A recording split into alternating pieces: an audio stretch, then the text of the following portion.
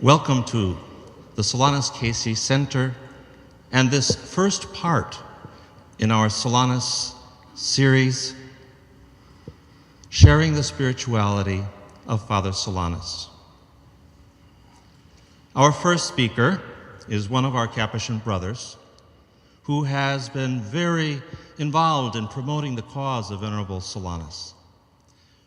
Brother Michael Crosby is a Capuchin friar whose preaching and writing on contemporary biblical discipleship has taken him around the world. He has written 18 books. His latest books have received awards from the Catholic Press Association of Canada and the United States, including a first place for his book, Can Religious Life Be Prophetic? Brother Michael led the team that compiled the official record of the virtues of Venerable Solanus, which were forwarded to the Vatican as part of the cause.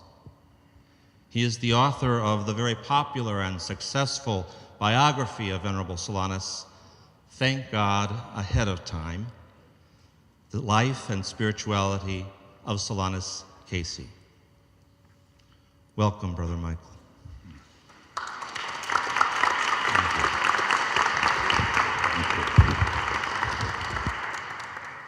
Well, good evening. I'm very glad to be here and to share my faith in Solanus's faith, because that's what I'm going to be talking about. This is a spirituality series. And when you look at the notion of spirituality, it's how we experience something bigger than ourselves. For Solanus, it was God. And how out of that experience of what is bigger than ourselves, we show others that we aren't self-centered. We're centered in someone else. Now, for Solanus, it was God. Other people have faith in capitalism or faith in gardening or whatever. But Solanus's faith was faith in God. And out of that experience of God in his life, he expressed it in a way that led other people to faith. In fact, as Brother Larry was introducing me, I was thinking of my one and only experience of Solanus. And it was in 1956, at the time when my brother Dan entered the Capuchin order, and he entered the order here. And we came for him to be invested in the habit, and after the dinner, he said, come and see somebody who's going to be a saint someday. And, of course, I was introduced to Solanus, and I was 16 years old, and when people say, what did he say? You know, I say, well, he said, someday you're going to make me a saint. And they said, did he really? I said, no, but it sounds good, doesn't it? But I actually thought, given the stories I had heard about Solanus, that he could see every one of my sins, and I was scared to death of him. Because, you know, when you're a 16-year-old teenager and you're being told that somebody can read hearts and knows what's going on, because those were some of the stories that were going on about Solanus, that impressed me very much. But if you notice, my brother said, come and see somebody who's going to be a saint someday. My brother Dan had faith in Solanus. That's why every one of you are here. That somehow Solanus is bigger than just another human being that has passed in your life. And remember, we said faith is about believing in someone or something bigger than ourselves. And when we have that faith, that grounding, we then show it in the way we live. When I go to, Brother Larry mentioned how I go around the world talking, and I do. one of the things that I like to be invited to is every year the Archdiocese of Los Angeles has what's called a religious education conference. And there's 30 to 40,000 people that come to this Congress. It's always during Lent, and they give me different themes. And one year, they wanted me to talk on saints and holiness.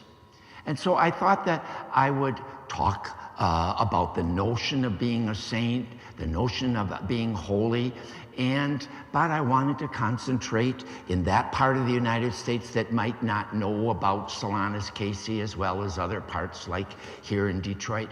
I wanted to talk about the phenomenon of Solanus Casey. So just like that, I stopped, and after I said I was going to now talk about Solanus Casey, I gave a little background on him, and then I probably had 750, 1,000, 1,200 people in the audience. And I said, how many of you know anybody, were either yourselves or know anybody that was growing up Catholic in Detroit in the 40s or 50s? Now this is in Los Angeles. And X amount of people raised their hand, probably 7 or 8. I said, how many of you were practicing Catholics at that time? Maybe 5. I said, would you come up here? Cold. And I gave him the microphone. I said, would you tell the people in this audience a Solanus Casey story that happened to you, your family, or somebody you know? Every single one could tell a story. Now, those stories about Jesus are called faith stories. And Solanus believed in that story about Jesus, but then because he experienced that as a power in his life, we tell stories about Solanus to help us in our belief in Jesus, in our belief in God. Just this past weekend, I was with another Capuchin who happened to live with Solanus, and he was a novice with Solanus, like my brother here. Well, anyway, he told the story about how when he was a novice, there was some real problem going on in his family. And he got permission, because in those days, if novices couldn't talk to the professed friars, he got permission to go to Solanus and to ask him whatever, if he could pray for the person. And Solanus said, well, you can pray. And he left the room, and he was very upset because he wanted Solanus to do the praying. And if you look at the whole phenomenon of the way we Catholics approach this, is that the Protestants are good at going directly to God. Catholics got to go through somebody else to get to God. And so here this novice was going to Solanus to get to God because he didn't think he could do this job well enough. And that's the Catholic imagination. Now, when you look at Solanus and this Catholic imagination, he was Catholic to the core. And if anybody came to Solanus asking for a favor or whatever, he never would answer right away. He would start probing the person's life. He would try to find out, how are they experiencing God and what are they doing about it? So he'd ask a question, about what's your relationship to God like, and what are you doing for poor people and those in need? That was the way it was, God and other people. What are you doing with God? What are you doing with God's people? So anyway, what happened was that if he found out that you weren't a Catholic, well, first of all, if you were a Catholic, he'd say, well, how do you practice your faith? And he'd say, well, I go at Easter and Christmas. Well, that's kind of inviting you to do a little bit more, don't you think? So he'd get you to do more. Or if you went every week on Sunday, maybe could you go and do something else during the week? If you go, no, okay, well, what are you doing about the poor? What are you doing about the missions? He'd always get you not just to go deeper into the experience of God, but to show it. Remember, spirituality is how we experience God and how we show it, how we put our faith into practice by how we deal with God's people, especially those part of God's people who need our help. So he would get you to go deeper if you're a Catholic, and then if you were a Protestant, he'd say, well, have you ever, the way he called it, he would say, have you ever examined the claims of the Catholic Church? And you'd say, well, yeah, but I don't really believe in those claims. He said, well, that's all right, because religion is the science of our provident and dependent relationship, happy and provident dependent relationship on God and other people. Again, God and other people. But if you notice, what did he say? He tried to see if you might be interested in being a Catholic. But if you weren't, he didn't probe it. He didn't push the Catholic religion on anybody. He would try to get you to go deeper in your faith. And he called that religion. See, it isn't what religions are about. It's really what he meant by religion. The more I examined it, was the more he meant spirituality, how we experience God and how we show or express that experience. Now, Larry also mentioned that I did the work for the Vatican that ended up when it was accepted. He was made venerable. I was supposed to show how Solanus Casey showed heroic virtue in 15 virtues: faith, hope, love of God, love of neighbor, prudence, justice toward God, justice toward neighbor, temperance, fortitude, the spiritual works of mercy, the corporal works of mercy, poverty, chastity, obedience, and humility. But when I did all of these 15 virtues, it kept coming back to me: faith, faith. He believed. When I look at his message for today, and I listen to someone like Pope Benedict XVI saying the crisis of faith exists in our world, especially in the developed, economically developed part of the world. People don't believe anymore. And for people of the next generations after me, they don't say, I don't believe. They say what? It doesn't mean anything, Ma. The word meaning today is what faith meant in the day of Solanus and when I was growing up. But Solanus found meaning in God, and this God meant everything to him. When you look at all these different types of people who came to see Solanus, you have kind of like a continuum of faith. You got no faith. That would be an atheist. I don't believe. And then you got absolute certitude. I know for sure there is a God. So the atheist says there is no God. The one with certitude says, I know there's a God. Well, belief is everything in between. No faith, and I know for sure. So if you got certitude, you don't need to believe, because you know. I know I'm standing in front of you, but I don't know I believe where you came from, because I haven't experienced you. I don't know who you are. So you see that with Solanus, all these people came on the continuum. And they, with their little faith, came to this one that they thought had great faith, because they had little faith. And I will tell you, in writing, first of all, thank God ahead of time, and then writing what's called the Positio for the Vatican, the thing that I got more from Solanus Casey than anything was an increase in my faith. Just writing about him, just listening to people tell stories about him. And I bet you if you got stories, one way or another, they all came back to faith. People's belief in Solanus, Solanus's belief in God. He could not believe anybody couldn't believe. Brother Pius Cotter is still alive today. He was one of the people that was secretary for Solanus.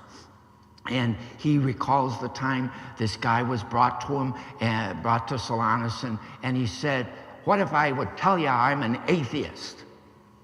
Solanus said, "I tell you, you're a darned fool." But he didn't use the word darn, but I don't know where this is going to go. So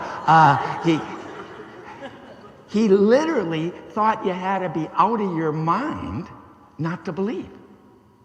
And where did he get that?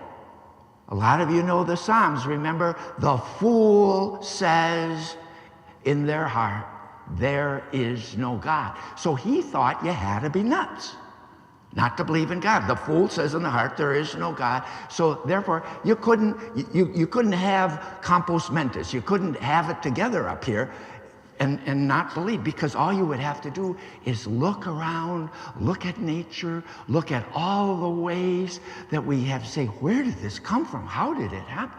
For Solanus, it was God, God, God. So he couldn't believe it.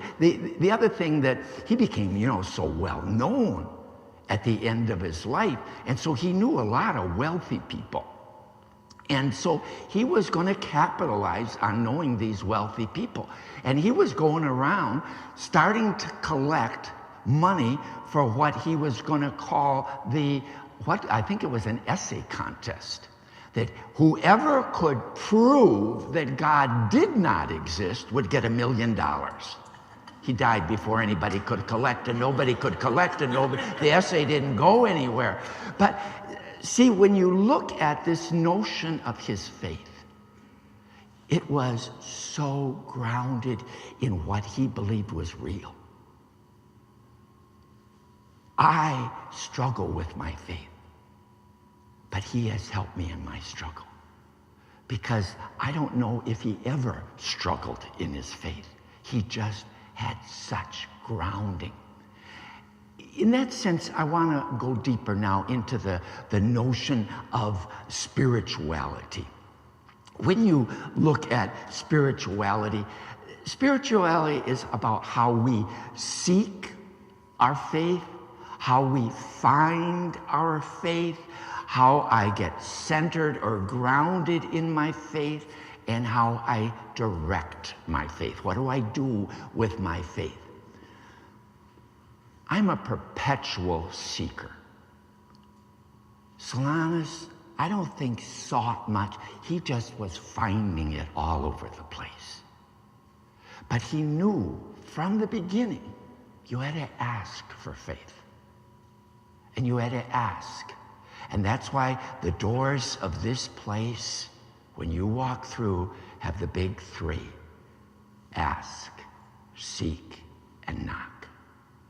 Those were his first notes when he entered the order from the scripture.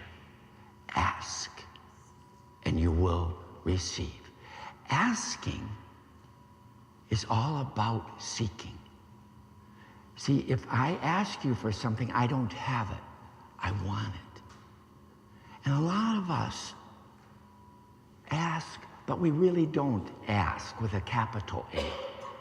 When you really ask God in spirituality, you're recognizing that God is the one who has the power in your life.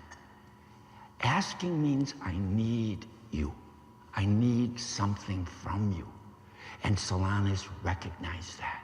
His absolute dependence. Remember his definition of religion. Our dependence on God and neighbor and each other.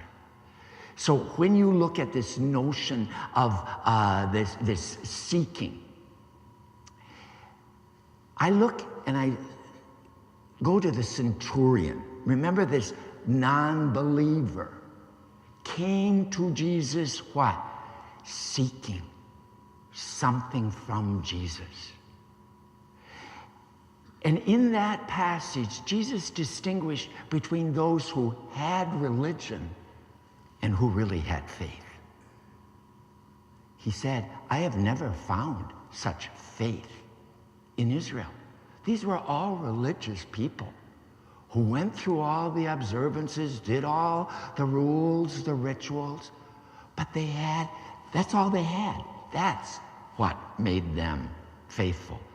What made that centurion faithful was he recognized Jesus as the higher power. In fact, he even uses the word, I'm a man under power myself. And he said, call Jesus Lord. He made Jesus the Lord, the higher power, the one whom he needed. And so when we ask, it's based on the recognition, I need. And sometimes in our spiritual life, we won't ask because some of us are so independent, we don't need anybody or anything. So the first part of spirituality is seeking. Seeking this one in whom I can have faith. The second part is finding. I don't know if, again, Solanus ever found God. He just had God. God was core to his life. And so he just kind of breathed it. In fact, he even said that that's what life is about. God's grace so surrounds us, he said, that it's like the air we breathe. He just breathed God. And that's what people who knew him would continually recall. He kind of breathed God. When you were with him, you just kind of knew God was there. And because he was in this form with God, you just kind of were led to God yourself. And that's what saints are about. That's what holy people are about. So it's seeking, finding, and then being centered on God. I love, probably my favorite passage from Solanus is the one that says, our lives are blended with God's. Now, if you just think of a blender, here, here, and they become one. Think of that notion.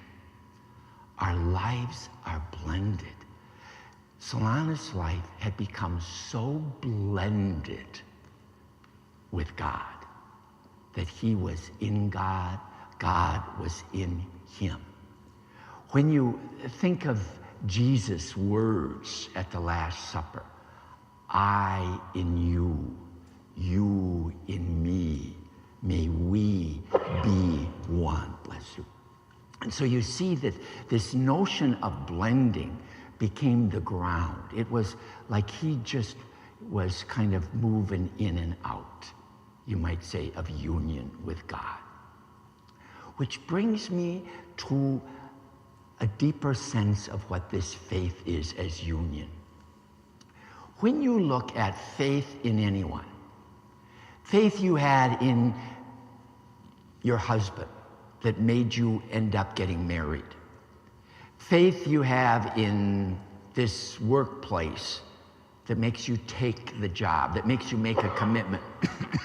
All faith involves four things: a person, relationship, trust, and commitment. So with this blending and this grounding that Solanus had in God, he had a personal relationship of trust that made him committed to God.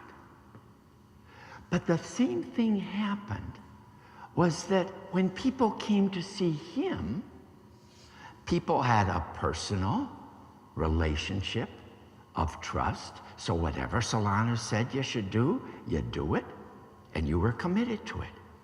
So you see the four dynamics that actually constitute the notion of faith itself. I was talking about seeking, finding, centering, and the directing, and I'll get to directing itself. But when we deal with this centering, this grounding, when you really make the commitment in faith, it's because you trust the other. Solanus had implicit trust in God. He didn't doubt. I couldn't find any place in all the writings that Solanus had or in anything that anybody said that would indicate that he had any doubts. In fact, one of the great stories, some of you might know Father Gerald Walker. He was our provincial. And all of us thought that Father Gerald was a very, very holy man. And he was in Detroit the last year, I think it was, when Solanus came back from Huntington because he was so sick. And what happened was that there was a problem in the brotherhood. There was some issue going on. Nobody ever found out what it was because he was the provincial and he wouldn't talk about such things. But anyway, he went to Solanus and he knocked on his door and he said, Father Solanus, would you pray? We've got a problem in the province and would you just pray? And Solanus said, yes, he would. Now, if you notice, who is the provincial, like our bishop? He's not going directly to God. He's going to Solanus too, just like the novice. So it's personal relationship of trust and commitment. Okay, so Solanus is just trust. Okay. So a couple days go by and nothing has happened. And so he goes and knocks on his door. And Solanus says, come in. And he says, Father Solanus, remember when I came a couple days ago, and asked you for prayers for such a thing? I'm just wondering how things are going. And Solanus said, well, why you ask? He said, well, nothing's happened yet. And Solanus said, Gerald, where is your faith? Now, in those days, you didn't call the provincial by his first name. But he said, Gerald, where is your faith? Why did you doubt? See, Solanus just couldn't imagine how anybody could doubt in this God. Because ask and you'll receive. Seek and you will find. Knock and it'll be open. And when it didn't happen, and this was probably the most beautiful part of what I found out about Solanus. I remember reading about the story of Solanus being taken to Windsor. And there was a young woman who was dying and had little kids and was fighting because she didn't want to die and she didn't want to leave those kids alone. So they took Solanus to the woman, and somehow the way Solanus said, the kids are going to be okay. Don't be afraid. It's all going to be okay with you. You don't need to worry. They'll be taken care of. He gave her permission to die. It's that relationship he had with God that gave that sense of what we read in the scriptures. Faith is the evidence of things that aren't seen. And so even though you couldn't figure it out, if Solanus had it figured out, you could accept it. It became evidence for what you couldn't figure out. He said so. You believed in him. He believed in God. You had this whole environment of faith. Why? Because his life was blended with God's. And that this God was the basis of his life. And that, after seeking, finding, centering, was the way he directed his life. And that he tried to get people to direct their lives. He said, I have two loves, the sick and the poor. And that's why so many people who still are sick are praying through the intercession of Solanus Casey that something will happen in their healing. That's why so many people donate to this Capuchin soup kitchen. because they're trying to continue this work that Solanus Casey tried to get people to do something about people who are poor, people who are needy. And so if you came to him and you were pretty good with, that God part of faith, and you weren't that strong about being concerned about people who were poor or people in other countries and the missions, he'd get you to try to do something. And why is that so critical? Why do we have to direct our faith like that? Because what does James say? Faith without works is dead. You got to direct your faith. You just can't do the talking about it. You got to do the walking that shows you're into this thing. There's two more points that I want to make about this faith before I conclude. For him, see, the Latin word for faith is fides. But that is related to another word called confidere, confidence. See, for him, because it was a personal relationship of trust that made you committed, his whole connection came around that issue of trust. Personal relationship of trust.